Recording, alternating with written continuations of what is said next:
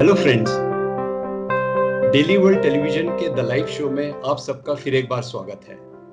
कुछ तो हुनर होगा तुझमें, तू खुद में तलाश तो कर, नगीन मंजिल की सीढ़ियां तू मेहनत बेशुमार तो कर। ये कहना है 24 वर्षीय साक्षी चौहान का, जिसने 9 साल की उम्र में अपनी एक टांग गंवा दी थी एक भयानक रोड एक्सीडेंट में।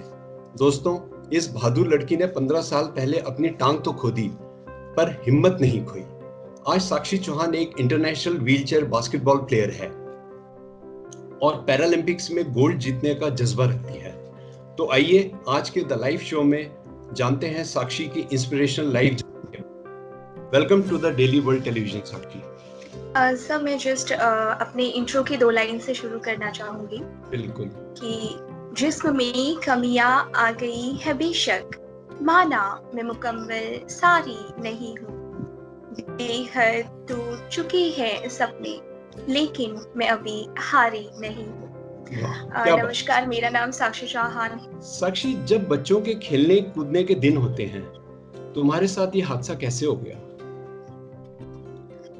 जो आपने मुझे अभी क्वेश्चन पूछा है, तो मैं गांव में रहती थी उस वक्त, और मैं बहुत छोटी थी, और मैं गांव में स्कूलिंग में थी, और मैं शायद 3rd and 4th क्लास में थी। मैं बहुत छोटी थी उस वक्त। तो होता है कि गांव में छोटा बच्चा होता है, बहुत सारी एक्टिविटीज करते हैं, और मैं स्कूल में बहुत अच्छी स्टूडेंट थी। तो ये सब जिंदगी काफी अच्छी चल रही थी। लेकिन एक दिन एक हादसा हुआ जिसने जिंदगी चेंज कर दी। मैं मार्केट में थी और मैं रोड क्रॉस कर रही थी। सडनली एक बस आई और गुजर गई मेरे ऊपर से, और मुझे समझ नहीं आया क्या हुआ उस वक्त। तो ये हादसा उस वक्त हुआ था। तो बस आपकी दोनों टांगों के ऊपर से गुजर गई थी, ऐसा मैंने पढ़ा था कहीं। जरूर एक पैर से शायद गुजरी थी, और मुझे दूसरे पैर में भी प्रॉब्लम्स है, लेकिन मुझे नहीं पता कि वो कैसे हुआ। बहुत बढ़िया। तो साक्षी, आपका बचपन कैसा था? जब एक्सीडेंट होने से पहले आप कैसी थी, और जब एक्सीडेंट हो गया तब एकदम से क्या चेंज आया लाइफ में आपकी? यस सर, एक्चुअली जब मैं छोटी थी तो मैं बहुत एक्टिव स्टूडेंट थी अपने स्कूल में। मैं 4th क्लास में थी, लेकिन मैं हर चीज़ में फर्स्ट आया करती थी। लाइक अपनी क्लास में फर्स्ट हुआ करती थी, डांस में बहुत फर्स्ट आती थी। मेरा स्पोर्ट्स बहुत अच्छा था। और उस साल पे स्कूल में कंपटीशन होते हैं, 5 कंपटीशन हुए थे। लाइक डांस का हुआ था, और एकेडमिक में जिसके फर्स्ट आया है उसका एक प्राइज था, स्पोर्ट्स का एक प्राइज था, और पांचों के पांचों प्राइज में मैं फर्स्ट आई थी, और मुझे 5 फर्स्ट प्राइज मिले थे उस साल में। तो मेरे टीचर्स को ऐसा लगता था कि मैं बहुत ब्राइट स्टूडेंट हूँ, और वो मुझे हमेशा बहुत ज्यादा अप्रिशिएट करते थे। लेकिन जब एक्सीडेंट हुआ और मेरे पैर का एम्पुटेशन हो गया, एक्चुअली जो आपने ब्लड लॉस की बात कही थी, वो ऐसे था कि गांव में बहुत बहुत बुरी सिचुएशंस होती हैं, वहाँ पे फैसिलिटीज नहीं होती हैं। तो मेरी केस में भी यही एक प्रॉब्लम था कि वहाँ पे एम्बुलेंस नहीं थी, वहाँ पे बेसिक फर्स्ट एड फैसिलिटीज नहीं थी। तो मुझे हॉस्पिटल तक पहुँचने में ही 3 घंटे लग गए थे। तो वो एक एक्सपीरियंस था। फिर मैं हॉस्पिटल गई, और लाइक मेरे पापा एक ड्राइवर थे, तो फैमिली कंडीशन ऑब्वियसली फाइनेंशियली बहुत अच्छी नहीं थी। तो मेरे रिलेटिव्स थे जो बहुत अच्छे थे, पापा को बहुत हेल्प किया उन लोगों ने, और जैसे तैसे करके मुझे ऑपरेट करवाया जोली ग्रांट हॉस्पिटल में। तो जोली ग्रांट हॉस्पिटल में एम्पुटेशन के बाद मुझे 4 महीने वहां रहना पड़ा। मैं 4 महीने बाद जब वहां से निकल के आई, तो वो एक चेंजेस, क्योंकि जब तक आप हॉस्पिटल में हो आपको पता नहीं चलता है कि बाहर जाकर जिंदगी कैसी होने वाली है। लेकिन जब आप बाहर निकल जाते हो, क्योंकि मैं बहुत छोटी बच्ची थी उस वक्त, तो मुझे इतना सोचने में भी नहीं आता था कि चीजें बाहर जाकर क्या होंगी एंड ऑल। लेकिन जब मैं हॉस्पिटल से बाहर निकल कर आ गई, और उस वक्त का ये था कि डॉक्टर्स को ये लगता था शायद मैं कभी अपने पैरों पे खड़ी नहीं हो पाऊंगी। डॉक्टर्स ने ऐसे मेरे मम्मी पापा को कहा था। तो मेरे पैरों में पूरे स्टिचेस थे, और मेरे दोनों पैरों में प्रॉब्लम्स था। तो मुझे भी नहीं पता था मैं उठूंगी नहीं उठूंगी या क्या होगा। तो मेरी मम्मी हमेशा मुझे गोद में उठा के अंदर और बाहर, रूम के अंदर बाहर रख जाया करती। तो वो होता है कि आप एक चरपाई में बाहर बैठे हैं, और आपके साथ के आसपास के बच्चे वो लोग खेल रहे हैं, तो उनको देख के आपको लगता है कि नहीं यार, मुझे खेलना था। क्योंकि स्कूल में मुझसे ज्यादा मुझे नहीं लगता कि कोई इतना ज्यादा घूमता था और खेलता था। तो वो एक जो दिन होता है, आपको अपना पास्ट याद आता है कि मुझे भी खेलना है, अभी क्यों नहीं खेल सकते। राइट। तो वो एक चीजें थी जो चेंज हो गई थी कि पहले अपनी मर्जी से कहीं भी जाओ, घूमो, खेलो फिरो, कुछ भी। लेकिन अभी अब तुम आपको इतनी डिपेंडेंसी आ ज्यादा, गई थी घर के बिल्कुल ऊपर। इतने ज्यादा डिपेंडेंट हो मम्मी पापा पे कि आप पानी तक खुद उठ कर नहीं पी सकते, इवन आप वॉशरूम तक खुद नहीं जा सकते, तो खेलना तो बहुत दूर की बात है। तो वो सारी हम्म। चीजें थी जो मुझे धीरे धीरे समझ में आ रही थी। साक्षी, यू इग्नोर्ड पेन। तुमने कुछ भी नहीं देखा और खूब हार्ड वर्क किया उसके बाद। आप इस पेन से बाहर निकल गई, तो तुम्हारी माँ ने बोला कि अगर तुम इस पेन को सह सकती हो तो तुम लाइफ में कुछ भी कर सकती हो, जो तुमने करके दिखाया। तो Sakshi, how did you overcome this tragedy? कि कैसे, ये तुम्हारा क्या जज्बा था कि तुम इससे बाहर निकल के आई, इस पेन से और इस सब ट्रेजेडी से? तो मुझे एक एक बात मुझे जो पर्सनली फील होता है, मुझे लगता है कि जो पेन है ना वो सबसे खूबसूरत चीज है जिंदगी में। क्योंकि जितना भी प्रॉब्लम्स हमें आती है, हमेशा प्रॉब्लम्स अपने साथ अचीवमेंट्स लेकर आती है, एक अपॉर्चुनिटी लेकर आती है। अगर आपने उस इतनी बड़ी पेन बात को, कही तुमने, बहुत बढ़िया।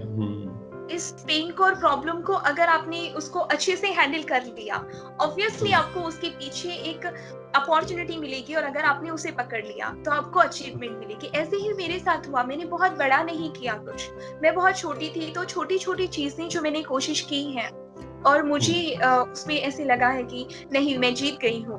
तो वो सब हम्म। चीजें हैं जिनसे मुझे लगा है कि अच्छा ठीक है, मैं बहुत कुछ जिंदगी में कर सकती हूँ। एक्चुअली जब ये मम्मी ने मुझे बात कही थी, ये तब की बात है जब मेरा दूसरा पैर बिल्कुल काम नहीं करता था, और नी जॉइंट भी स्टक हो गया था, तो मेरा नी भी फोल्ड नहीं होता था।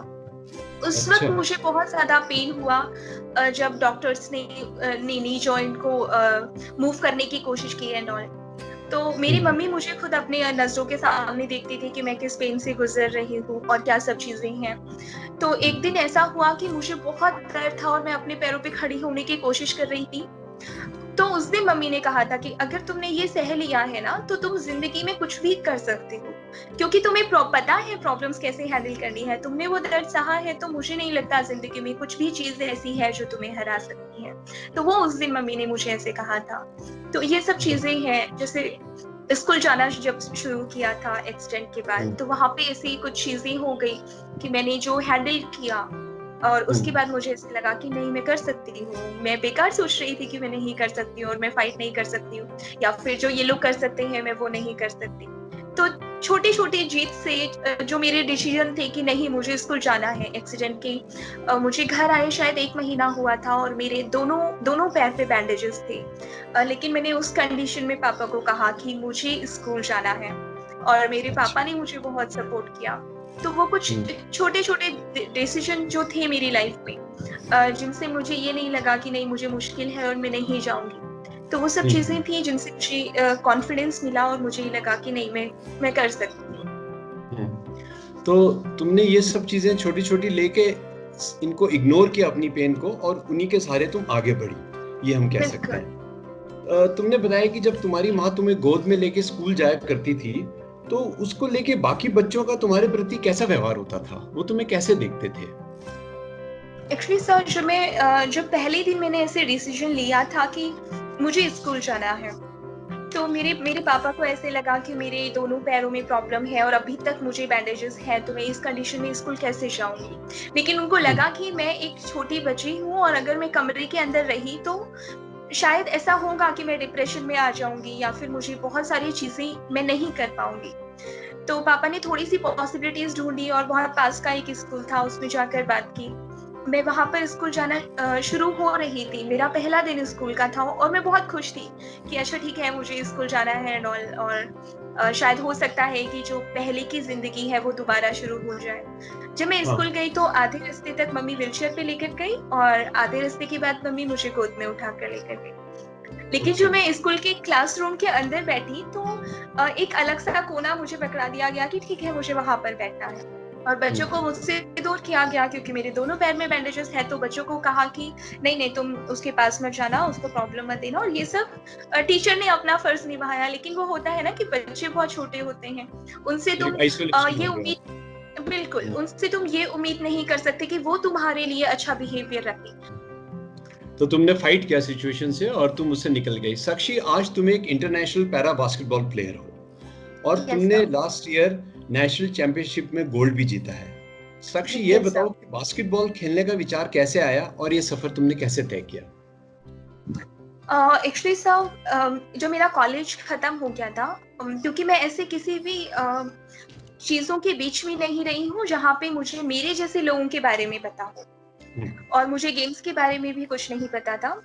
तो मुझे हमेशा ऐसा लगता था कि पता नहीं मैं कैसे खेलूंगी और क्या, मुझे चीजें ही नहीं पता है। लेकिन जो मेरा कॉलेज खत्म हुआ, तो मेरा ये था कि मेरे पास कुछ दोस्त थे, और वहां से मुझे एक कांटेक्ट पता चला। मेरे एक दोस्त थे, जावेद चौधरी, वो भी व्हीलचेयर बास्केटबॉल प्लेयर हैं। तो अच्छा। उन्होंने मुझे गाइड किया कि साक्षी तुम खेल सकती हो। तो मैंने उनसे, तो उसने हम्म, कहा कि तू खेलने का टेंशन मत ले अभी, तू अपनी स्टेट में बता तेरे स्टेट में क्या क्या है। तो मैंने कहा मैंने बास्केटबॉल कोर्ट देखा नहीं है कभी, बास्केटबॉल भी टच नहीं किया है कभी, तो और जिस लड़की मुझे ने मेरे बास्केटबॉल कोर्ट नहीं देखा वो आज एक इंटरनेशनल प्लेयर है। साक्षी, बहुत बड़ी अचीवमेंट है तुम्हारे लिए। बिल्कुल सर। बहुत बड़ी। फिर क्योंकि मेरे बचपन में ऐसा था कि एक ग्राउंड हुआ करता था, और वहां पे बच्चे खेलते थे, और मैं कभी गई भी नहीं थी उस ग्राउंड में, लेकिन जो मैं खिड़की से चीजें देखा करती थी, तो वो एक चीज था कि नहीं, मुझे खेलना है, मुझे खेलना है किसी दिन। वो होता है ना कि तुम दूर से किसी चीजों को देखते हो, और तुम्हें ऐसे रहता है कि तुम्हें करना था, लेकिन तुम क्या करोगे, तुम्हारे पास जरिया नहीं है। तो जिस राइट। दिन मेरे फ्रेंड ने मुझे ये बात बताई थी, तो मुझे उस दिन ऐसे लगा था कि यही तो था जो मुझे चाहिए था, मुझे तो अपॉर्चुनिटी मिली है अभी। तो मैंने उसे कहा कि ठीक है, तुम जो भी मेरे लिए कर सकते हो तुम कर दो अभी, मैं तैयार हूँ खेलने के लिए, तुम मुझे बताओ मुझे क्या करना है। लेकिन अभी प्रॉब्लम ये था कि उत्तराखंड की टीम नहीं थी, और बास्केटबॉल का मुझे पता नहीं था उत्तराखंड में स्पोर्ट्स फेडरेशन कहाँ पर होती है, या फिर कौन लोग हैं जो लोग इन सब चीजों में काम करते हैं, कुछ भी नहीं पता था। तो ओके। मेरे लिए सब कुछ बहुत नया हो गया था। तो मैंने बिल्कुल। जो पहला मेरा नेशनल था, वो मैंने किसी दूसरी स्टेट की टीम के लिए खेला था। हम्म, और उस दिन जो मेरा नेशनल था, नेशनल का पहला दिन वो था जो मैं पहली बार व्हीलचेयर पे बैठी, अच्छा। क्योंकि उनका एक प्लेयर मिस हो गया था वो टीम का जिसमें मैंने खेला था। तो मुझे ओके। एक अपॉर्चुनिटी मिल गया था कि उनको एक प्लेयर नहीं चाहिए था, उनको जस्ट चाहिए था कि मेरी टीम के प्लेयर पूरे हो जाए, उनको नहीं फर्क पड़ता है, उनके पास खेलने के लिए अलग से प्लेयर है, लेकिन एक होता अच्छा। है कि एक्स्ट्रा प्लेयर का उनको जगह पूरी करनी होती है, तो उन्होंने मुझे जगह दे दी अपनी टीम में। अच्छा। लेकिन शायद मेरा फिटनेस थोड़ा ठीक था हम्म, चीजों को लेकर, क्योंकि हम्म, मैं पहले से ही थोड़ा सा एक्सरसाइज वगैरह करती थी। ओके। तो मुझे ग्राउंड पे जाने का भी मौका मिला। हम्म, लेकिन जो मैं नेशनल में थी और मैंने बास्केटबॉल कोर्ट देखा, मैं पहली बार व्हीलचेयर में बैठी और मेरे हाथ में बॉल थी, तो वो एक ऐसी फीलिंग थी कि शायद आज मैं कुछ ना कर पाऊं, लेकिन एक दिन मैं इस कोर्ट में जरूर आऊंगी जिस दिन मैं बहुत कुछ करूंगी। बहुत तो वो बढ़िया। एक था। और वेरी नाइस। उस दिन मैंने वो गेम खेला, और हम अच्छा। लोग पहले ही दिन दोनों मैच हार गए, डिस्क्वालीफाई टीम हो गई। और हम्म, मेरे लिए तो पहला एक्सपीरियंस था, मेरा तो बास्केटबॉल का ही पहला दिन था, मेरे लिए तो नेशनल की ट्रॉफी तो बहुत दूर दूर का सपना नहीं था। लेकिन बिल्कुल। एक उस दिन मेरे लिए एक चीज हो गया था कि जब मैं अगली बार इस कोर्ट में आऊंगी तो शायद मैं कुछ और रहूंगी एक उस वक्त, तो रास्ता तुम्हें शायद। मिल गया। बिल्कुल। तो बहुत यहाँ से चीजें शुरू हुई थी। बहुत वेरी नाइस। साक्षी, जब तुम्हारा एक्सीडेंट हुआ था तब शायद डॉक्टर्स ने बोला था कि तुम कभी चल नहीं पाओगी, पर अभी मैं देख रहा था कि तुम्हारी फेसबुक पे मैं देख रहा था तो ऐसी वीडियोस है, तुम रोज जिम जाती हो और वो एक्सरसाइजेस करती हो जो एक एबल बॉडीड इंसान के लिए भी बहुत मुश्किल है। साक्षी, ये इंस्पिरेशन कहाँ से आती है डेली एक्सरसाइज करने की और अपने आप को फिट रखने की? सर, क्योंकि बास्केटबॉल एक ऐसा गेम है जिसमें आपकी पूरी बॉडी को फिट रहना बहुत ज्यादा जरूरी है, क्योंकि बिल्कुल। आपको 40 मिनट अपने बोझ को ढोते हुए व्हीलचेयर चलाना है, और हम्म, उसके साथ साथ आपको विलिंग भी करना है, आपको बॉल हैंडल भी करना है, और आपको बास्केट भी करना है। तो ओके। बास्केटबॉल पूरा फिटनेस का एक गेम है जहां तक मुझे लगता है, और मेरा ये है कि मुझे बहुत अच्छी प्लेयर बनना है। हम्म, तो वो एक है कि मुझे जाना है और मुझे करना है। और जहाँ से मैंने पहली बार जब मैं जिम गई थी, तो हम्म, मेरा बहुत अच्छा एक्सपीरियंस है जिम जाने को लेकर। मैं बहुत नर्वस थी, क्योंकि बच्चों का ही नहीं, बड़ों का भी ऐसा बहुत बहुत लोग हैं जिनका नजरिया होता है कि अच्छा तुम जिम जाओगी क्यों, क्या करना है तुमको जिम जाकर, इतनी तो मोटी भी नहीं हो तुम। ये सब उनका होता है। वो लोग इस तरीके से सोच ही नहीं सकते हैं कि मुझे भी अपनी फिटनेस पे ध्यान देना है, मतलब मैं भी दे सकती हूँ, और मैं भी थोड़ा बहुत स्ट्रांग हो सकती हूँ। तो वो नजरिया नहीं होता है लोगों का, स्पेशली एक डिसेबल पर्सन के लिए। कि तुम्हें क्या करना है एंड ऑल। तो वो एक चीज थी और मुझे ऐसे मैं देहरादून में उस वक्त थी और मुझे अच्छा। ऐसे लगता था कि मैं किसी जिम में जाऊंगी और अगर वहाँ के ट्रेनर को या वहाँ के लोगों को लगा कि यार हम लोग कितने फिट है, कितने अच्छे बॉडी बिल्डर हैं, ये लड़की क्यों आती है यहाँ पर टाइम पर, क्योंकि मुझे बचपन से ऐसा नजरिया लोगों से मिला है। लेकिन जब मेरा पहली बार जिम गई, अपना रोटी बैंक है देहरादून में और उनके थ्रू मुझे एक जिम मिला था, बॉडी ओके। फिट करके जिम है देहरादून में, अच्छा। व्योम प्रेस के पास में। और पहले दिन मैं जिम गई और वहां पर सर वहां पर थे, परमीत धीरे सर करके नाम है उनका। वो वहां पर थे और उन्होंने कहा कि जैसे बाकी लोगों को ट्रेनर ट्रेन करते हैं, लेकिन परमीत सर ने कहा कि नहीं नहीं, साक्षी को मैं खुद ट्रेन करूंगा और ये मेरी अच्छा। जिम्मेदारी है। इस बहुत। तरीके से वहां पर हुई। और जब मैंने वहां पे काम करना शुरू किया तो मुझे फ्री में वो स्पॉन्सरशिप मिला था, तो मुझे उसके लिए पे भी नहीं करना था।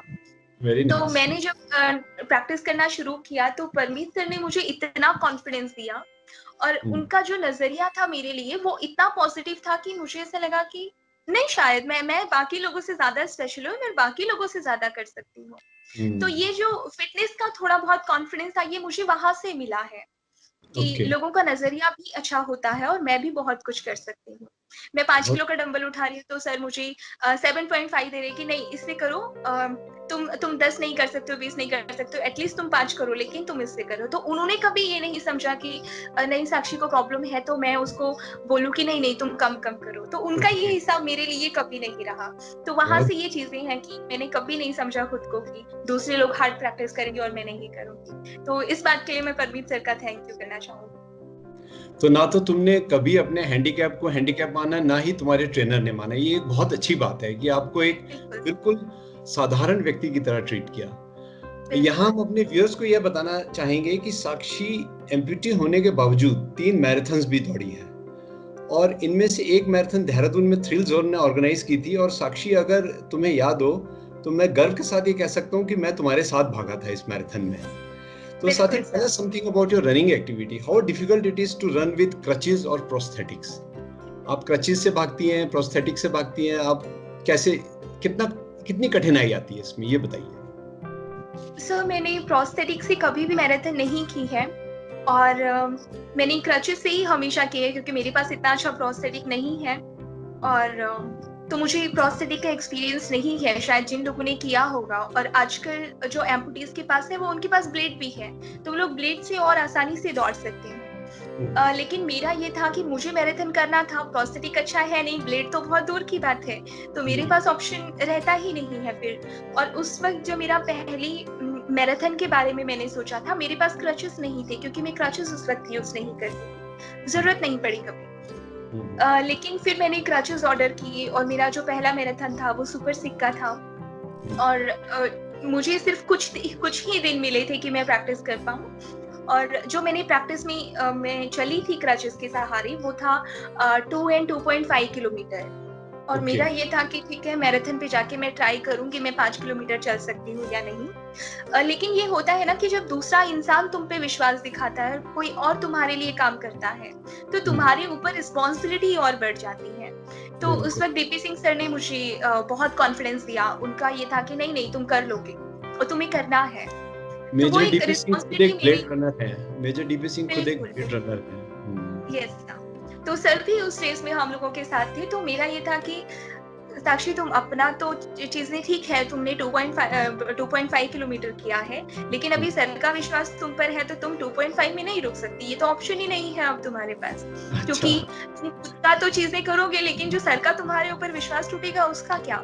हाँ। तो मैंने चलना शुरू किया और मेरे दिमाग में ये था कि तूने तो सिर्फ 2.5 किलोमीटर चला और अभी ये चीजें दुगनी है, तो सोचो अभी तुम्हें कैसे करना है, करना तो है। तो मैंने चलना शुरू किया और मैंने जब 5 किलोमीटर कंप्लीट किया तो डीपी सिंह सर ने मुझे कहा कि तुम अपने हाथ दिखाओ। तो मैंने सर को अपने हाथ दिखाया और मेरे हाथों में छाले थी 5 किलोमीटर चलने के बाद। तो अच्छा। वो एक चीज था कि मुझे वो पेन फील नहीं था, मुझे वो खुशी थी कि थैंक गॉड मैंने कंप्लीट कर लिया है और मैंने उम्मीदें नहीं तोड़ी हैं जो मेरे ऊपर है। तो ये एक था। और थ्रिल जोन जिस कंपटीशन की आप बात कर रहे हैं, मैं बहुत ज्यादा नहीं चलती थी अपने हैबिट में। और मेरा जिम उस वक्त था और परमीत सर मैराथन के बारे में जिम में बात कर रहे थे। परमीत सर के बारे में अभी मैंने थोड़ी देर पहले बात की। आपने तो बताया। सर की वजह से ही मैंने वो मैराथन कंप्लीट किया था, क्योंकि सर जिम में कुछ मैराथन की बात कर रहे थे और मेरे दिमाग में एकदम क्लिक हुआ कि मैंने एक मैराथन की है, मतलब मैं दूसरी भी कर सकती हूँ। तो मैं सर के पास गई और मैंने सर को कहा कि सर आप मेरा भी फॉर्म भर दीजिए, मुझे मैराथन में जाना है। तो सर ने कहा साक्षी तुमको जाना है? तो मैंने कहा यस सर, आप मेरा फॉर्म भर दीजिए। तो उन्होंने मेरा फॉर्म भरा और मैंने कहा सर 5 किलोमीटर। उन्होंने कहा ठीक है। तो मैं सर के साथ उस दिन मैराथन में आई थी और मेरा एक दोस्त था जिसने मुझे हेल्प किया था। तो उसने 2-3 दिन पहले मैंने प्रैक्टिस करना शुरू किया। मुझे लगा कि ठीक है मैं प्रैक्टिस करती हूँ और 2-3 दिन पहले मैं 5 किलोमीटर भाग गई तो मेरे पैरों में सूजन आ गई और मेरे पैरों में बहुत ज्यादा दर्द था। मेरे पैरों में शायद इतना दर्द था कि मैं उठ भी नहीं पा रही थी। और मेरी एक फिजियो थी देहरादून में, मैम, वो भी मुझे फ्री स्पॉन्सर करती हैं फिजियोथेरेपी के लिए। अच्छा। जसलीन कालरा मैम, उनका भी क्लिनिक है देहरादून में। तो मैं मैम के पास गई और मैम उस टाइम मेरे शोल्डर का ट्रीट कर रही थी, लेकिन उस दिन मैंने मैम को कहा मैम कल मेरा मैराथन है और मेरे पैर में स्वेलिंग है, मुझे बहुत ज्यादा दर्द है और मैंने परमीत सर को कह तो दिया है कि मैं प्रैक्टिस करूंगी और मैं मैराथन जाऊंगी। और अभी सर को लगता होगा कि साक्षी करेगी, अगर मैंने नहीं किया तो वो बहुत बुरी बात हो जाएगी। वो एक होता है कि दूसरों की एक्सपेक्टेशन में तुमको ऐसे लगता है कि नहीं, तुम लेट डाउन नहीं कर सकते चीजों को। तो मैम ने उसने मुझे थोड़ा सा ट्रीट किया और सुबह मेरे पैरों में बहुत दर्द था। मैं शायद उस दिन 2 बजे उठी थी और गर्म पानी में अपने पैर डालकर मैंने कुछ थोड़ा बहुत चीजें की थी और मैं वहां पर मैराथन के लिए पहुंची। तो 1 किलोमीटर 2 किलोमीटर मेरे पैरों में इतना दर्द हो रहा था, मुझे लगा कि नहीं बस अब रुक जाओ साक्षी, तेरे बस का नहीं है, तू परमीत सर को जाके सॉरी बोल देना। मुझे नहीं लगता था कि अगर शायद मैं वो कंप्लीट नहीं भी करती तो परमीत सर मुझे कुछ कहने वाले थे। उनको लगता कि नहीं नहीं साक्षी, तुमने कोशिश किया, तुमने बहुत अच्छा किया है। लेकिन मुझे खुद के लिए फिर वो लगता कि तुम्हें लगता था तुम कर सकती हो और तुमने नहीं किया। तो मैं जस्ट चलती रही और मेरा एक फ्रेंड था कुलदीप, वो मेरे साथ था और वो मेरे लिए पानी की बोतल लेकर भाग रहा था। मुझे लगा इसने भी तो तेरे लिए मेहनत किया है ना, तू अपने लिए 5 किलोमीटर दौड़ रही है, ये बेचारा पानी की बोतल लेके तेरे लिए दौड़ रहा है, तो तू ऐसे नहीं रुक सकती है। तो तुम्हें औरों के लिए भी दौड़ना। बिल्कुल। तो मैंने जैसे 2 किलोमीटर 2.5 किलोमीटर खत्म किया और उसके बाद ये होता है ना कि अगर पेन एक हद से आगे बढ़ जाता है फिर आपको महसूस नहीं होता है। और 2-2.5 किलोमीटर के बाद मुझे दर्द महसूस होना खत्म हो गया और जब मैंने राउंड टर्न लिया वापस आने के लिए और मैंने कंप्लीट किया तो मुझे ऐसे लगा कि बस आज जहान जीत लिया मैंने। मुझे इतना दर्द था और मैंने 5 किलोमीटर कंप्लीट कर लिया, मतलब इससे अच्छा और कुछ नहीं हो सकता। और फिर परमीत सर वहां पे थे, उन्होंने मुझे बहुत अप्रिशिएट किया। नरेश सर वहां पे थे, तो वो सब मुझे बहुत अच्छा लगा। बहुत बढ़िया। तुम्हें 5 किलोमीटर के बाद लगा जहां जीत लिया, कितना अच्छा, कितनी अच्छी फीलिंग रही होगी उस समय। और तुमने सब चीजों के लिए बहुत मेहनत की। सबसे बड़ी बात यह है तुमने कभी अपनी इस चीज को आड़े नहीं आने दिया कि मेरा पैर नहीं है तो मैं ना भागूं या मैं मेहनत ना करूं। तुमने और ज्यादा मेहनत की और लोगों की एक्सपेक्टेशंस को लिव अप करने का प्रयत्न किया। वेरी नाइस साक्षी। साक्षी, तुम एक ग्रेट मोटिवेटर हो और इंस्पिरेशन हो, न केवल अपने आसपास के लोगों के लिए बल्कि 200 करोड़ डिसेबल्ड लोगों के लिए जो दुनिया में इस समय है। और तुम एक बहुत काइंड हार्टेड ह्यूमन बीइंग भी हो। जैसा कि मैंने सुना है कि तुम 50 किलोमीटर रोज चल के आती थी कोई रैग पिकर्स जो कूड़ा बीनते हैं बच्चे, उनको पढ़ाने के लिए। तुमने अपने एम्प्यूटी एक और रनर को भी सपोर्ट किया था जो शायद मुझे पता चला कि I am very sorry to hear कि उसकी लास्ट ईयर डेथ हो गई है। तो साक्षी, तुमने इतना कुछ दुनिया को दिया, इतना अपने आसपास लोगों को दिया, तो क्या समाज या सरकार ने उतना ही तुम्हें सपोर्ट किया है? सोशल इंक्लूजन के ऊपर तुम्हारा क्या व्यू पॉइंट है? सर मुझे ऐसे लगता है कि जहाँ पर मैं आज हूँ मैं अपनी मम्मी पापा की वजह से हूँ। फर्स्ट थिंग कि उन लोगों ने मुझे बहुत ज्यादा सपोर्ट किया है, जितना उनके पास नहीं था उतना भी उन्होंने मुझे सपोर्ट किया है।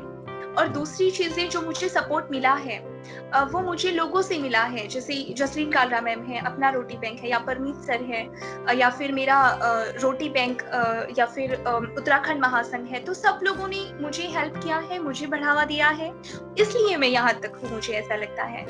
गवर्नमेंट का मुझे नहीं पता है कि गवर्नमेंट के पास मैं कभी गई हूँ या फिर वहां से मुझे कोई हेल्प मिला है, वो नहीं है। लेकिन मेरे आसपास के अगर कुछ लोग बुरे हैं तो कुछ लोग बहुत अच्छे भी हैं जिन्होंने मुझे बहुत सपोर्ट किया है। तो मुझे ऐसा लगता है कि इंसान को हमेशा एक चीज याद रखनी चाहिए, लेना और देना। लेने में कोई बुराई नहीं है, लेकिन अगर आपको मिल रहा है तो आपको देना भी पड़ेगा। क्योंकि अगर हम सिर्फ सांस लेते रहें, सांस लेते रहें, सांस लेते रहें और बाहर नहीं छोड़े तो जिंदा नहीं रहेगा इंसान, या फिर सिर्फ बाहर छोड़ते रहे अंदर नहीं ले तो भी जिंदा नहीं रहेगा। तो वो एक प्रोसेस है चीजों का। तो अगर मुझे किसी से सपोर्ट मिला है और मुझे किसी ने हेल्प की है तो ये मेरी रिस्पॉन्सिबिलिटी भी है कि अगर मैं कुछ कर सकती हूँ किसी के लिए तो मैं जरूर करूँ चीजें। तो वो एक चीज नहीं था कि मेरा जो एनजीओ था नियो विजन फाउंडेशन, वहाँ पे फाउंडर थे गजेंद्र सिंह रमोला सर, और उन्होंने मुझे सपोर्ट किया था क्योंकि पहले मैं ऋषिकेश में थी तो मैं वहाँ पर जाया करती थी लखीबाग में, और मैं वहाँ पे बच्चों को पढ़ाया करती थी। और वो बच्चे इतने प्यारे हैं कि मैं जब 1-2 दिन उनसे मिली तो मुझे एक होता है ना कि मोहब्बत हो जाती है चीजों से। तो वो एक उनका था और वो मुझे पकड़ लेते थे कि नहीं नहीं दी, आपको नहीं जाना है, आप हमारे साथ रहो। तो इस तरह का कनेक्शन मेरा उनके साथ बन गया था। मुझे लगता है शायद मैं 2 साल से वहां पर नहीं गई हूँ चीजों को लेकर कि मैं बहुत बिजी हूँ अपनी लाइफ में। लेकिन अभी 5 तारीख को मेरा बर्थडे था और सब लोगों ने मिलके मुझे कॉल किया कि दी हैप्पी बर्थडे, और हमने आपका हमें याद था और हम सब मिलके आपको बर्थडे विश कर रहे हैं। तो इस तरह का एक कनेक्शन है। और जब मैं देहरादून में बिल्कुल सर, तो मुझे गजेंद्र रमोला सर ने बहुत हेल्प किया था क्योंकि मैंने जो जॉब किया है वहाँ पे वो रमोला सर के ऑफिस में ही किया है। तो वो एक होता है कि अगर मुझे सपोर्ट मिल रहा है तो मैं भी उन्हें दे सकती। तो वो एक चीज था। और जहां तक रही विभा की बात जिसकी आप कह रहे हैं कि वो नहीं रही अब, तो वो एक ऐसा था कि मैं मेरी फ्रेंड को जिसने मुझे बास्केटबॉल से इंट्रोड्यूस करवाया था उसको इंस्टाग्राम पे कहीं से देखकर विभा ने कांटेक्ट किया था और उसे कहा था कि मुझे हेल्प चाहिए, आप मुझे बताएं मैं क्या कर सकती हूँ। तो जावेद ने मुझे कॉल किया और जावेद ने मुझे कहा कि साक्षी तुम्हारे सेम शहर में एक लड़की है और उसका एम्पुटेशन हुआ है, लेकिन मुझे आवाज सुनकर ऐसे लगता है कि वो डिप्रेशन में है और वो बाहर कहीं नहीं जाती है। अगर तुम जा सको तो तुम उसके पास चले जाओ, मैं तुमको नंबर सेंड कर रहा हूँ।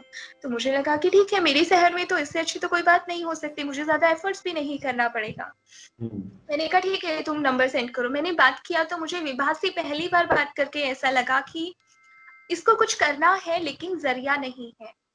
और उसने मुझे कहा, और वो इतनी इतनी खुश थी चीजों को लेकर कि नहीं मुझे कोई सपोर्ट आएगा और मैं चीजें करूंगी, कि वो कहीं नहीं जाती थी और उसको ऑटो तक बिठाने के लिए भी आंटी को सपोर्ट करना पड़ता था। लेकिन वो तैयार थी कि तुम बताओ तुम कब फ्री हो, कहाँ पे आना है, मैं आ जाती हूँ। तो मैंने कहा कि मैं ऑफिस में हूँ, मैं संडे को फ्री रहूंगी, तुम्हें मेरे पास आने की जरूरत नहीं है, मैं तुम्हारे घर पे आ जाऊँ।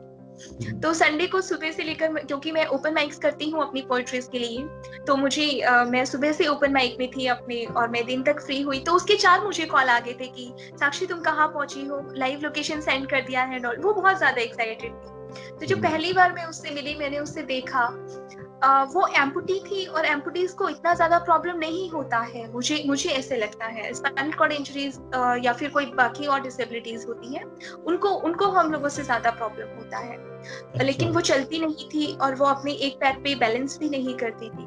तो मैंने उससे कहा कि प्रोस्थेटिक तो तुम्हारे पास बहुत एक्सपेंसिव है, तुम चाहो तो तुम इससे बहुत कुछ बहुत ज्यादा तो तुम्हें क्यों नहीं ट्राई किया। तो उसका ये था, आंटी ने मुझे जो बताया कि आंटी जब उसे कहती है कि तुम चलो, तो उसका ये होता है कि आपको क्या पता कि मुझ पे क्या बीत रही है, या आप नहीं समझ सकते वो चीजें जो मुझे फील हो रहा है।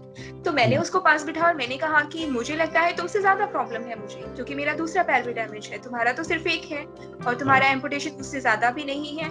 तो अब तुम्हारे पास बहाना नहीं है कि तुम नहीं समझ सकते, अब तुमको करना ही पड़ेगा।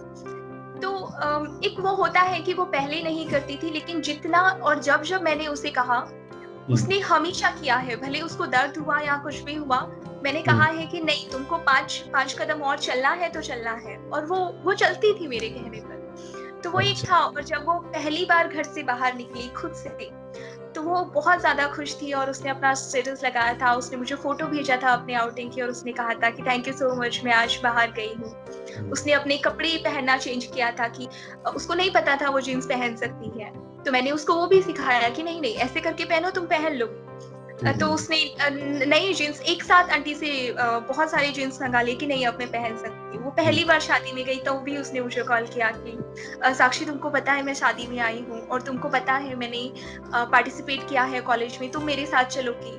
तो मैं उसके साथ उसके कॉलेज की फंक्शन में भी गई थी क्योंकि उसको ये लगता था कि शायद साक्षी मेरे साथ जाएगी तो वो एक कॉन्फिडेंस आ जाएगा मुझ में, और मुझे नहीं लगता कि ऐसा कुछ है जो साक्षी नहीं कर सकती है, तो मैं कर लूंगी।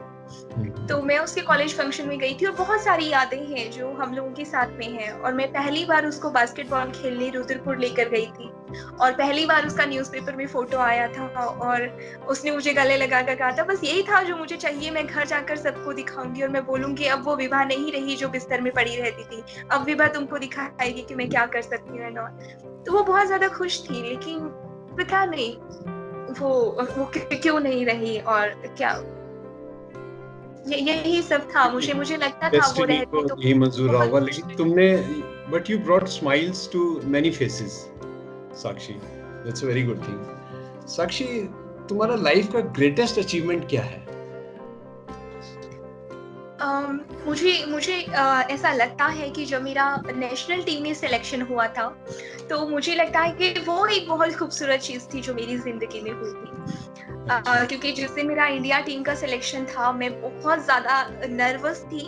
मैं इतनी नर्वस थी कि हम लोग का शाम को सिलेक्शन होने वाला था और सुबह से लेकर शाम तक मेरी आंखों में आंसू भरे थे और मुझे लग रहा था कि साक्षी तेरा नाम नहीं आया ना तो तू अपने आंसू कैसे छुपाएगी, तो वो सोच ले अभी।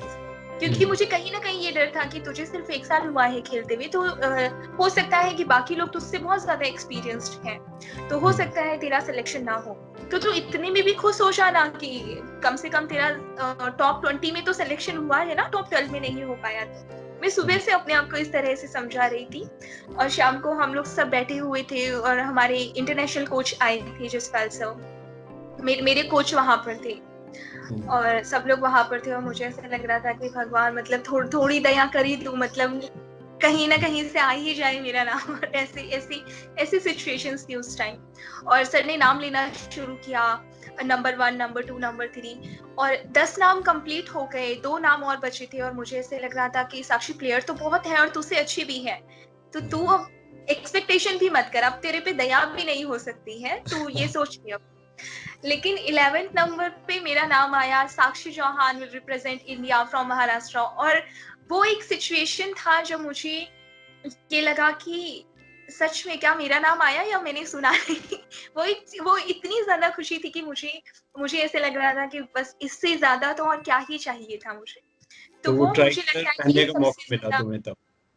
बिल्कुल, वो एक ग्रेटेस्ट अचीवमेंट थी मेरे लिए कि 1 साल में जहाँ पर एक दिन मैंने नेशनल में कुछ भी नहीं किया था और दूसरे ईयर के नेशनल में मैं इंटरनेशनल पे सेलेक्ट हुई थी। तो मेरे लिए वो ज़िंदगी का ग्रेटेस्ट अचीवमेंट है, जहाँ पे मुझे ये खुशी थी कि अभी मुझे ट्राई कलर पहनने को मिलेगा और मैं इंडिया को रिप्रेजेंट करूँगी। क्योंकि मुझे ऐसे लगता है, एक प्लेयर के लिए इससे ज़्यादा कोई बड़ी बात नहीं हो सकती कि उसे इंडिया रिप्रेजेंट करने का मौका मिले, उसे ट्राई कलर पहनने का मौका मिले, या फिर उसको बाकी कंट्रीज के साथ अपना फ्लैग दिखे और वो राष्ट्रीय गान गाए, और वो एक जो प्राउड मोमेंट होता है वो मैंने फील किया है।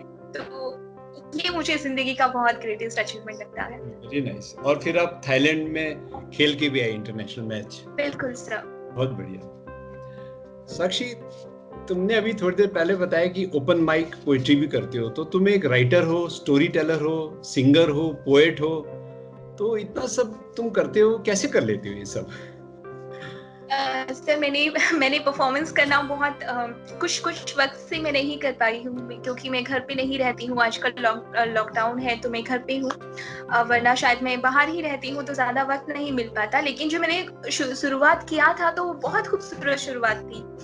मैं पहले से लिखती थी जब से मैं कॉलेज वक्त में थी, और कॉलेज में क्या होता था कि सब लोग अपने में गुम रहते हैं, सब लोग सुपीरियर बनने की कोशिश करते हैं और सब लोगों के फ्रेंड सर्कल होते हैं, घूमने जाते हैं, क्लासेस बंक करते हैं, कैंटीन्स में बैठे रहते हैं। लेकिन मेरे पास वो ऑप्शन नहीं था, फ्रेंड सर्कल है ही नहीं, फ्रेंड ही नहीं है, कैंटीन जा नहीं सकती, बंक मार नहीं सकती, घूमने तुम जा नहीं सकते, मेरे तो इतने भी लाले हैं कि तुम सेकंड फ्लोर पे हो, तुम पानी पीने नीचे नहीं जा सकते, तो क्या ही कर सकते हैं फिर। बहुत ज्यादा फ्री टाइम है, शीशे के सामने बैठे हैं, खिड़की के सामने, तो जस्ट पेन उठाया, कागज उठाया और कुछ भी जो मन में आया लिखना शुरू किया। तो हमें तो कोई वहाँ नज्म सुनाइए अपनी। जरूर सर। एक तो जो मुझे सबसे अच्छी लगती है और मुझे लगता है कि सबको ये चीजें याद रखनी चाहिए, तो वो मुझे एक लगता है और मुझे मुझे बहुत पसंद है वो पर्सनली। तो जो आपने शायद इंट्रो में भी कही थी कि कुछ तो हुनर होगा तुझ में, तो खुद में तलाश तो कर, नगिन मंजिल की सीढ़ियां, तू मेहनत बेशुमार तो कर, और मंजिल आएगी झुककर तेरे कदमों में एक दिन, तो खुद में विश्वास तो कर, कुछ तो हुनर होगा तुझ में, तो खुद में तलाश तो कर। तो ये कुछ लाइनें हैं जो मुझे अच्छी खुद लगती पे हैं। विश्वास होना एक बहुत बड़ी चीज है। बिल्कुल बहुत सर। अच्छा। कुछ और भी सुनाइए। आपने प्रेम के ऊपर भी काफी लिखी है। ये सब अभी शायद वो प्रिपेयर नहीं है मेरे पास, लेकिन एक पोएट्री है मेरे पास जो मैंने तब लिखी थी जो मैंने मेरा नेशनल था, मैंने अपनी जॉब छोड़ दी थी। मेरे अच्छा। पास जॉब नहीं था, मेरा नेशनल था, तो एक फाइनेंशियली थोड़ा तुम्हें प्रॉब्लम आ जाता है चीजों को लेकर। अपने फ्यूचर का तुम्हें क्लियर विजन नहीं होता है कि साक्षी जॉब तो छोड़ दिया है, नेशनल चले गए हैं, जीते नहीं है तब तक। तो वो एक हो जाता है कि तुम जीतोगे, तुम नहीं जीतोगे, तुमको टॉप 5 में खेलने का मौका भी मिलेगा या नहीं मिलेगा। तो तुमने चीजें छोड़ तो दी है, लेकिन कहीं ऐसा ना हो कि तुम एक्स्ट्रा प्लेयर बन के रह जाओ और तुम ग्राउंड में ही नहीं उतरो। और या फिर मैं बाकी प्लेयरों को देखूं तो बहुत सारे प्लेयरों के पास जॉब है, जैसे कि मैं महाराष्ट्र से खेलती हूँ, तो मेरे लिए मेरा जॉब छोड़ना जरूरी था महाराष्ट्र जाने के लिए। वहाँ पे प्लेयर है, उनके पास अपना जॉब है, कुछ लोग पढ़ाई कर रहे हैं, तो उनका अपना घर है, उनको इतना शायद मुझे नहीं लगता इतना ज्यादा सेक्रीफाइस करने की जरूरत थी चीजों को लेकर। और मेरा वहाँ पे था कि मुझे वहाँ पे जाना है, मुझे रेंट पे भी रहना है, मुझे खाना भी लेना है, और मुझे डाइट भी चाहिए, मुझे अपने प्रैक्टिस पे भी जाना है। तो मेरे कोच ने मुझे हेल्प किया था, लेकिन एक वो इनसिक्योरिटीज होती है ना कि तुमने अपना जॉब छोड़ दिया है, तुमको नहीं पता फ्यूचर में क्या होगा, जस्ट अंधेरे में तुम निकल पड़े हो कि कहीं उजाला दिखेगा, पता नहीं कहाँ। तो वो एक चीजें थी। और उस वक्त मैंने रूम पे एक दिन मैं रात को बैठी थी, तो मैंने ऐसे ही लिख दिया था। तो वो जरूर मैं आपको सुनाना चाहूंगी कि किसी को क्या कहें अपनी खुदगर्जी भी देख रहे हैं आजकल, कि किसी को क्या कहें अपनी खुदगर्जी भी देख रहे हैं आजकल। जिनसे वास्ता नहीं उनसे मतलब नहीं, जिनसे वास्ता है उन्हीं को याद कर रहे हैं आजकल, कि किसी को क्या कहें अपनी खुदगर्जी भी देख रहे हैं आजकल, कि अपने लिए ही अनजान बन चुके हैं आजकल, अपनी फितरत अपनी शख्सियत पहचानी नहीं जा रही आजकल, मतलबी हो गए हैं, खुदगर्ज हो गए हैं, खुदार हो गए हैं, न जाने क्या हो गए हैं आजकल। और आगे की कुछ, बहुत शुक्रिया सर, आगे की कुछ पंक्तियां ऐसी हैं कि अपना वजूद अपनी काबिलियत अपना ही भरोसा खो रहे हैं आजकल, डर रहे हैं हार रहे हैं, डर रहे हैं हार रहे हैं, आगे बढ़ रहे हैं या पीछे भाग रहे हैं, न जाने क्या कर रहे हैं आजकल। और अगली कुछ चंद पंक्तियां की, क्या कर दिया क्या कर रहे हैं और क्या करना है, कुछ भी समझ नहीं आता आजकल, कि सहम रहे हैं डर रहे हैं, सहम रहे हैं डर रहे हैं, खुद को कम समझ रहे हैं या लोगों से जल रहे हैं, न जाने क्या कर रहे हैं आजकल। वाह, क्या बात है। बहुत शुक्रिया सर। न किसी को हाल दिल बता पा रहे हैं, न किसी का दर्द दिल समझ पा रहे हैं, न जाने क्या सोच रहे हैं आजकल। हैरान है परेशान है, हैरान है परेशान है, टूट चुके हैं ये बेजान है, न जाने क्या है हम आजकल, कि किसी को क्या कहें अपनी खुदगर्जी भी देख रहे हैं आजकल। जिनसे मतलब नहीं उनसे वास्ता नहीं, जिनसे मतलब है उन्हीं को याद कर रहे हैं आजकल। बहुत बढ़िया, बहुत बढ़िया। तो एक असमंजस थी आपके दिल में, एक डर था, लेकिन आपने ये प्रूव किया कि डर के आगे भी जीत है, और आप खेली और जीती भी। बहुत बढ़िया। आजकल आप मोटिवेशनल टॉक्स भी दे रही हैं, तो ये शौक कैसे पैदा हुआ साक्षी? सर मुझे हमेशा से, जैसे मैंने पोएट्री परफॉर्म किया है और मैंने थोड़ा बहुत गाना भी गाया है, और गाने के लिए मुझे रंजीत सर ने सपोर्ट किया था, जिनका स्टूडियो है A+ स्टूडियो है देहरादून में, तो देहरादून ने मुझे बहुत कुछ दिया है। बहुत बढ़िया। मुझे मुझे पोएट्री का जो पहला परफॉर्मेंस था वो मैंने देहरादून में दिया है। मेरे गाने की जो पहली रिकॉर्डिंग थी वो देहरादून में हुई है। तो स्टेज पे रहना मुझे हमेशा से पसंद था। वो एक कहते हैं कि मुझे मोहब्बत है स्टेज से, तो उससे मैं दूर हो गई। तो मेरे लिए ये था कि अभी पोएट्री परफॉर्मेंस पे जा नहीं सकते क्योंकि बहुत दूर हो तुम चीज़ों से। लेकिन मुझे एक अपॉर्च्युनिटी मिला जब मैंने काफ़ी स्कूल्स होते हैं, तुम्हें बुलाते हैं टॉक के लिए और तुम जाते हो वहाँ पर, तो तुम्हें अच्छा लगता है कि ठीक है, मैं आज बच्चों से मिली हूँ, मेरे एनजीओ के नहीं है लेकिन ठीक है, कोई तो बच्चे हैं और मैंने बात किया है। या फिर कुछ लोग हैं जिनके दिल में बहुत सारे सवाल हैं और अगर मैं उनका जवाब दे सकती हूँ, उनको अगर ऐसा लगता है तो क्यों नहीं मैं दूँ जवाब उनका। तो चेन्नई में हम लोग की ट्रेनिंग हो रही थी और हमें मोटिवेशन स्पीच देने आए थे। सुरजीत सर उस वक़्त आए थे और मुझे ऐसे लगता है कि बहुत सारे लोग थे जिनको इंग्लिश नहीं आती थी उस वक़्त टीम में और सर चेन्नई बेस्ड है तो सर को हिंदी नहीं आती है। लेकिन सर के कहने में एक ऐसा जादू था कि उस दिन किसी को ट्रांसलेट की ज़रूरत नहीं पड़ी।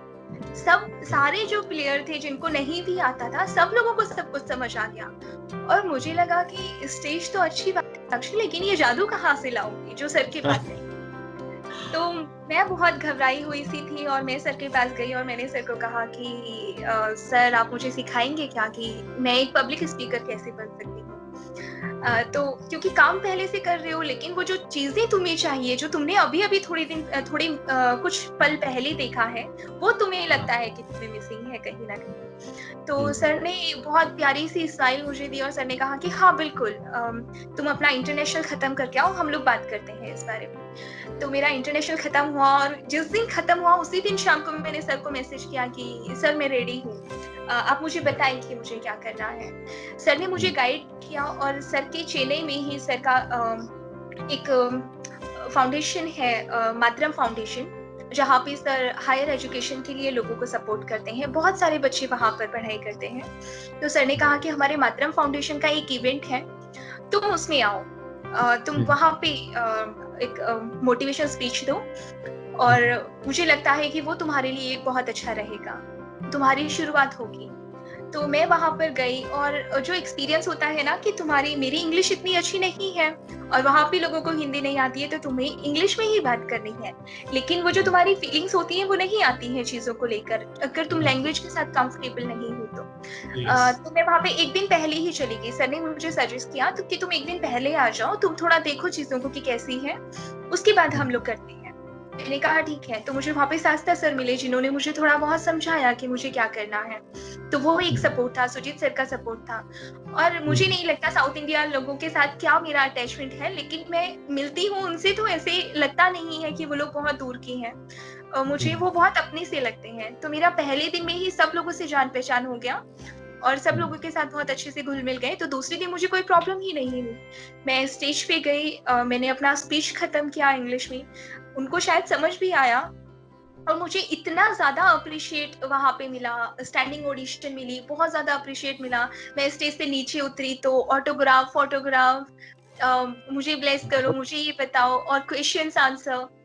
इतना अच्छा मुझे पॉजिटिव रिस्पॉन्स मिला और मैं बहुत खुश थी वहाँ पर कि एक तो आपको इतने सारे दोस्त मिल जाते हैं, आपको एक बहुत अच्छा स्टेज मिल जाता है और वो मेरी ज़िंदगी का पहला एक पेड मोटिवेशन स्पीच था, जिसके लिए मुझे पे किया गया था। मुझे फ्लाइट टिकट्स फ्री मिली थी, मुझे होटल्स फ्री मिले थे और मुझे पर मिनट ₹1000 पे हुआ था।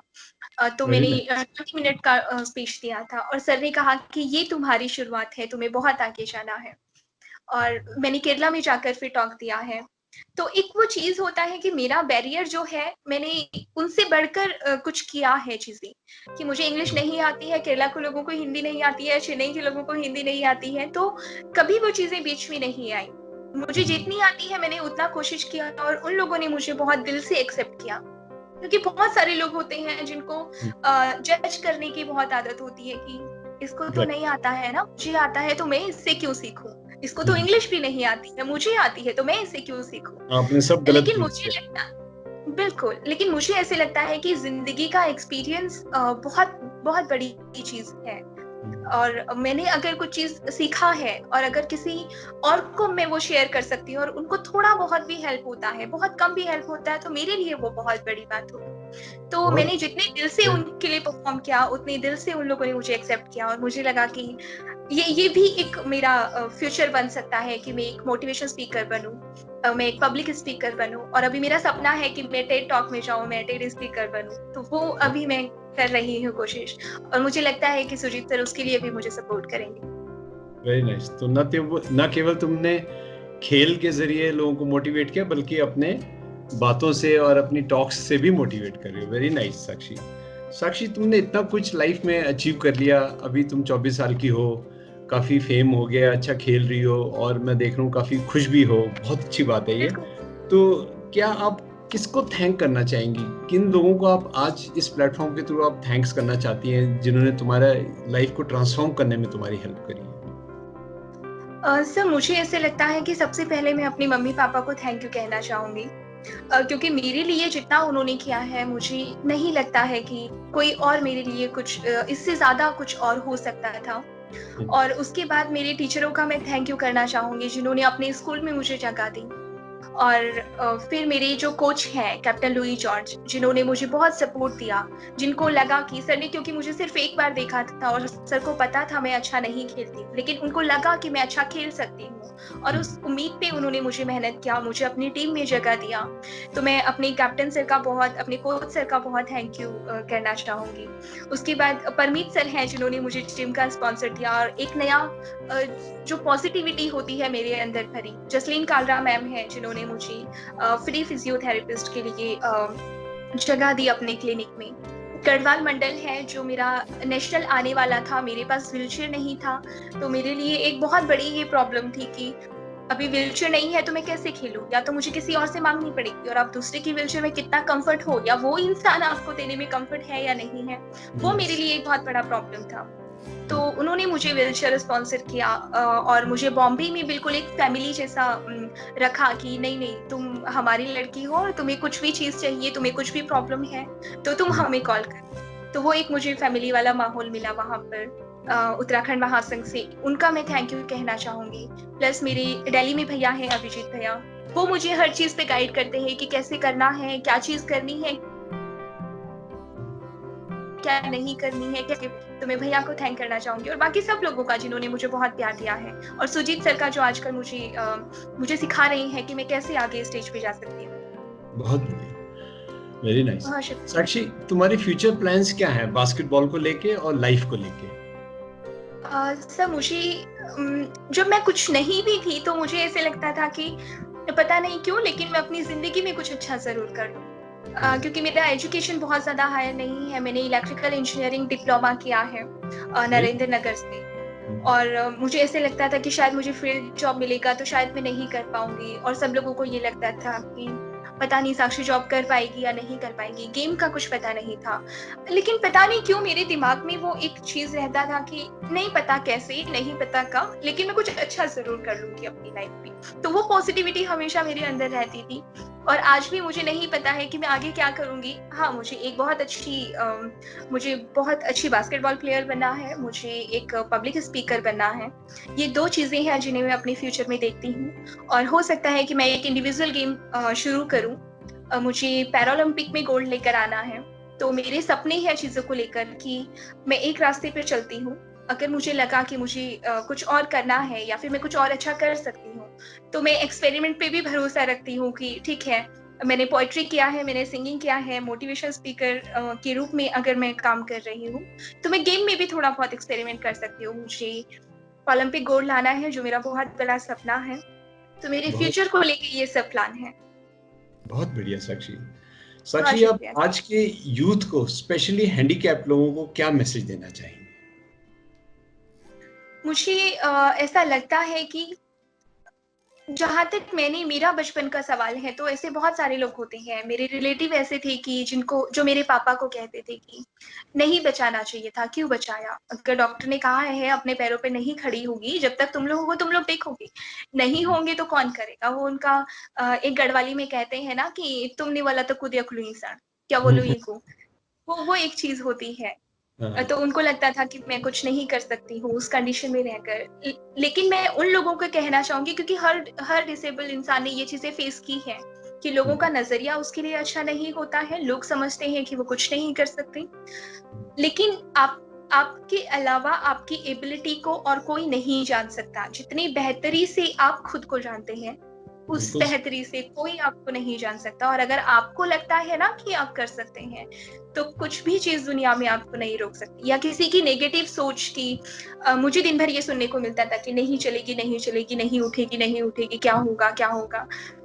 लेकिन मुझे कहीं ना कहीं खुद में ये लगता था कि मैं बहुत कुछ करूंगी। मुझे लगता है कि शायद जितना ये लोग सोच भी नहीं सकते ना, उससे भी ज्यादा करूंगी। और उस वक्त मैंने ये कुछ लाइनें लिखी हैं कि यकीनन एक नया सवेरा मैं खुद लाऊंगी, और जिन्हें तुम मंजिलें कहते हो उन्हें भी पीछे छोड़ जाऊंगी। वाह, तो वो बहुत एक कॉन्फिडेंस है। तो मुझे ऐसे लगता है कि हर एक इंसान को ये सोचना चाहिए कि किसी को भी अगर उस पे भरोसा नहीं है ना, कि वो नहीं कर सकता है, उसको खुद पे भरोसा है, तो वो बहुत कुछ कर सकता है। कभी खुद को दूसरों से कंपेयर नहीं करना चाहिए कि उसके पास ये सब चीजें हैं तो वो मुझसे ज्यादा बेहतर कर सकता है, मेरे पास नहीं है तो मैं नहीं कर सकता। नहीं, आप ये देखिए कि आपको क्या चाहिए। आसपास के लोगों को मत देखिए रेस में कौन कौन भाग रहा है। आप खुद को देखिए कि आपको वहां तक पहुंचना है और आपको इतने वक्त में पहुंचना है, तो आप जरूर पहुंच जाएंगे। खुद पे विश्वास रखें, खुद को कम नहीं समझे दूसरों से। बहुत बढ़िया साक्षी। तो खुद को बहुत कम नहीं शुक्रिया। समझे और अपनी ताकत को खुद पहचाने। बिल्कुल, विश्वास अब रखें खुद पर कि आप कर सकते हैं। बहुत बढ़िया साक्षी, तुम बहुत अच्छा मैसेज दिया। साक्षी, तुमसे बात करके बहुत अच्छा लगा। इतना मोटिवेशन, इतनी एनर्जी, और you are a very sweet girl Sakshi. बहुत आपको आने वाले बहुत अपने सब मैचेस के लिए बहुत बहुत आपको शुभकामनाएं, और एक अच्छे आप स्पीकर बने, और एक इंटरनेशनल बास्केटबॉल तो प्लेयर आप हैं ही हैं, और भी अच्छा खेलें, और जैसे कि बिल्कुल। आप ख्वाब है कि मैं गोल्ड लेके आऊं, तो कई गोल्ड आप लेके आए आने वाले पैरालंपिक्स में। जरूर sir. Thank you Sakshi, it was wonderful talking thank to you you. So much sir. Thank you.